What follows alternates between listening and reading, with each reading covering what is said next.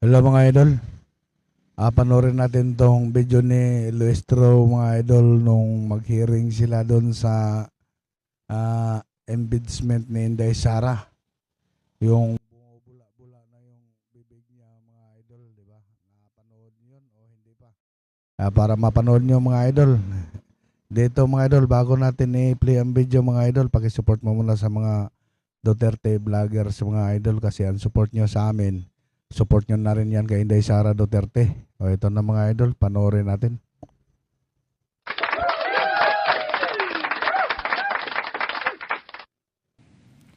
May saysay pa ba ang pananagutan sa ating bansa? Sapagkat ang kasong ito ay higit at lampas sa sino mang opisyal. Higit at lampas sa anumang partido. Higit at lampas sa alinmang administrasyon. Your Honors, Andito pala ako sa the framers of the Constitution understood ng video mga idol. that there may come a day when extraordinary power Maganda would be dito, mga entrusted idol. to extraordinary Press ang office. They also understood that there may come a day when trust would be broken.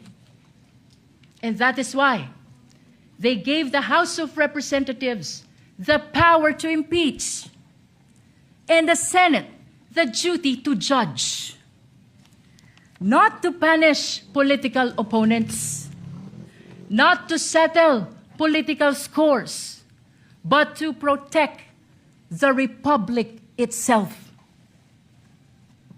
That is why the Constitution declares public office is a public trust. Ang kapangyarihan ay hindi pag-aari ng sino mang opisyal. Hiram lamang ito sa taong bayan. At ito ang dahilan kung bakit naririto tayo ngayon.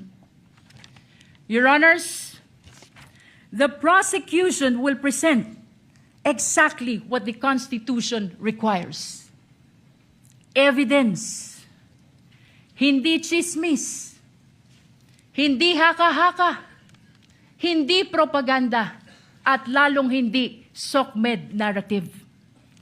Evidence, official records, financial documents, government reports, video recording, statements under oath, independent Marami findings salamat sa inyong of suporta institutions mga idol created sa by aking law. mga followers.